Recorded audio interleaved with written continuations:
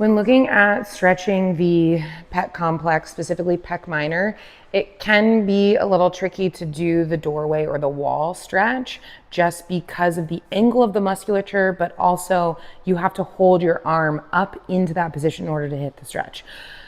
So what I prefer, if we're able to, is to use a foam roller in order to stretch or lengthen that muscle. So anytime you're looking at trying to stretch a muscle, you're going to figure out where one point is. So for your pec minor, it's along the rib cage, and the opposite point, which would be on that coracoid process. And you want to figure out how can you separate those 2 points. That's how you're going to stretch any muscle, by finding point A and point B and lengthening those 2 points away from each other. So for this one on the foam roller, you're going to sit on the end. Arms are going to go out to the side.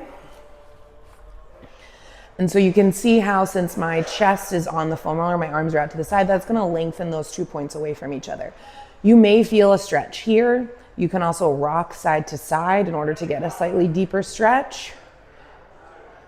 The longer you stay here, the more likely that muscle is to release and relax. If you want an additional stretch, you can take the arms staying extended and making a slight snow angel. So as you take those arms up, it's going to hit different portions or different angles of those muscle fibers in order to create a deeper stretch.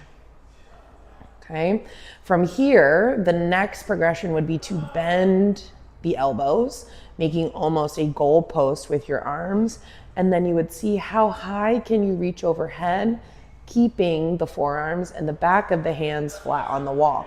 So again, working on now lengthening that muscle through a little bit of active range, but because the arm is more supported on the floor, we are going to get more of a stretch in the pec versus muscle guarding like we might get in a doorway stretch.